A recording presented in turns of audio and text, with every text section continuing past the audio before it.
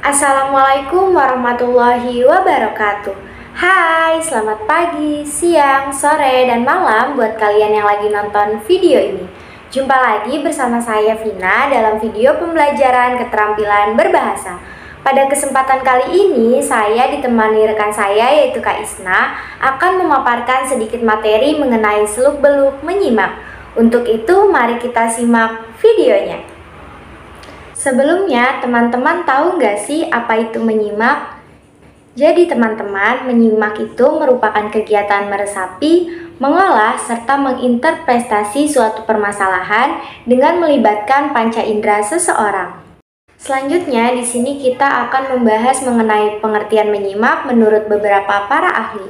Yang pertama ada menurut Henry Guntur Taigan.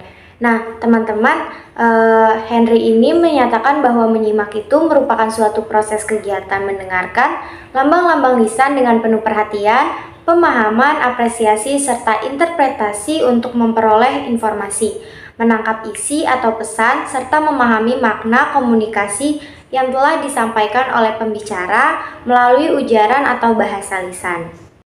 Nah, yang kedua ada pendapat dari Russell dan Russell pada tahun 1959. Beliau mengatakan bahwa menyimak itu bermakna mendengarkan dengan penuh pemahaman dan perhatian serta apresiasi.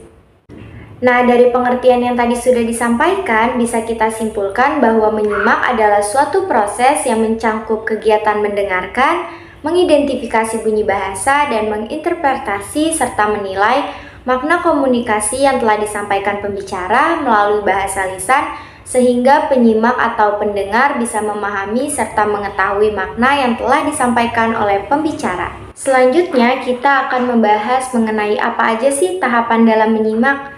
Yang pertama itu ada isolasi. Pada tahap ini penyimak itu mencatat aspek individual kata lisan dan memisahkan bunyi, ide, fakta, maupun stimulus lainnya. Nah, yang kedua ada identifikasi. Nah, identifikasi ini merupakan stimulus tertentu yang dapat dikenal, maka suatu makna atau identitas diberikan kepada setiap bulir yang dibahas. Yang ketiga ada integrasi. Integrasi merupakan kegiatan memadukan sesuatu yang didengar dengan informasi lainnya yang telah kita simpan di dalam otak. Yang keempat ada interpeksi. Pada tahap ini, informasi yang telah diterima bertolak belakang dan dibandingkan dengan segala informasi yang telah dimiliki mengenai hal tersebut. Yang kelima ada interpretasi. Pada tahap ini secara aktif mengevaluasi sesuatu yang didengar dan menelusuri dari mana datangnya hal tersebut. Nah, yang keenam itu adalah interpolasi. Interpolasi ini memberikan data-data dan ide penunjang dari latar belakang pengetahuan dan pengalaman untuk mengisi serta memenuhi bulir pesan yang didengar. Yang ketujuh ada introspeksi, yaitu dengan cara merefleksikan dan menguji informasi baru yang didapat. Selanjutnya itu adalah menurut pendapat dari Logan dan Loban, yaitu ada 5 tahapan. Tahapan pertama adalah tahap mendengar atau hearing. Pada tahap ini kita hanya perlu mendengar segala ujaran yang disampaikan oleh pembicara. Yang kedua ada tahap memahami atau understanding. Setelah mendengar, kita dituntut untuk memahami dengan benar isi pesan yang disampaikan oleh pembicara. Tahap yang ketiga adalah tahap interpretasi atau interpreting. Pada tahap ini, kita memerlukan kecermatan serta ketelitian dari penyimak sehingga kita bisa menafsirkan pesan tersirat dari pembicara. Yang keempat ada tahap evaluasi atau evaluating.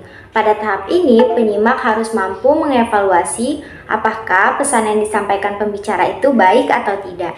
Yang kelima ada tahap menanggapi atau responding. Penyimak memberikan tanggapan atas pesan yang disampaikan pembicara. Tahapan ini juga bisa berupa persetujuan, penerimaan, penolakan atas pesan tersebut. Nah, untuk materi menyimak selanjutnya akan disampaikan oleh rekan saya, Isna. Kepada Isna, dipersilahkan. Baik teman-teman, selanjutnya yaitu materi mengenai ragam menyimak. Nah, menyimak ini dibedakan ke dalam 3 jenis. Yang pertama yaitu ada menyimak secara pasif, yang kedua ada menyimak secara kritis, serta yang ketiga ada menyimak secara aktif. Untuk yang pertama, yaitu menyimak secara pasif. Nah, dalam menyimak secara pasif ini tuh, penyimak tidak melakukan evaluasi terhadap pesan-pesan pembicara, tetapi hanya mengikuti pembicara saja. Mengikuti bagaimana pembicara mengembangkan pikiran dan gagasannya.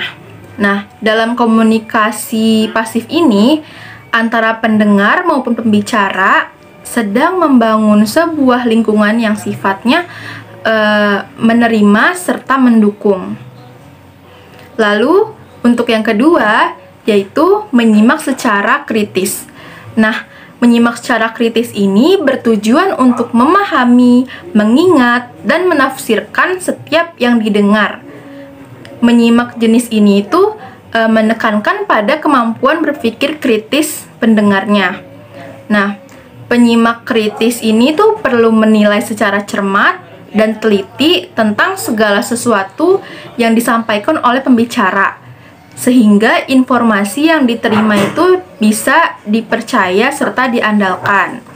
Lalu, yang ketiga yaitu menyimak secara aktif. Nah, menyimak secara aktif ini tidak hanya dimaksudkan untuk menunjukkan bahwa seseorang sedang menyimak dan peduli terhadap apa yang dikemukakan pembicara saja, tetapi melainkan juga memahami dan mengingat apa yang didengar untuk memberikan kesan positif dan menjaga hubungan baik dengan pembicara. Selanjutnya, menurut Sutari tahun 1997, ragam menyimak ini diklasifikasikan sebagai berikut. Yang pertama, berdasarkan sumber suara yang disimak, menyimak dibagi ke dalam dua jenis. Ada menyimak intrapribadi, maksudnya di sini itu sumber suara yang disimak itu berasal dari diri sendiri.